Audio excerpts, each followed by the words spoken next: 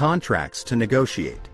Contracts to negotiate refer to agreements in which parties agree to engage in negotiations with the intention of reaching a final agreement.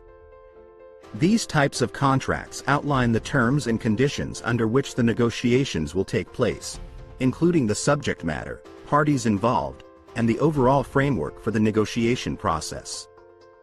However, it's important to note that contracts to negotiate are generally considered preliminary agreements and do not create a binding contractual relationship. The main characteristics of contracts to negotiate are as follows. Framework for negotiation.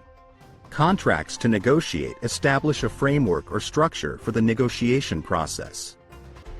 They outline the key terms, subjects, and parameters within which the negotiation will occur. These terms may include the scope of the negotiation, deadlines, specific issues to be addressed, and the desired outcome. Good faith obligation.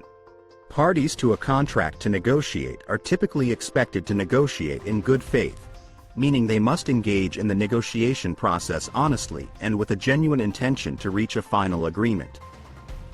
Good faith negotiations involve being open to discussion, considering the interests of both parties, and making reasonable efforts to reach a mutually beneficial outcome. Non-binding nature. Contracts to negotiate are generally not considered legally binding agreements. They serve as a framework for the negotiation process and express the parties' intent to engage in negotiations, but they do not create enforceable obligations to reach a final agreement. The terms and conditions agreed upon in the contract to negotiate are subject to change during the negotiation process.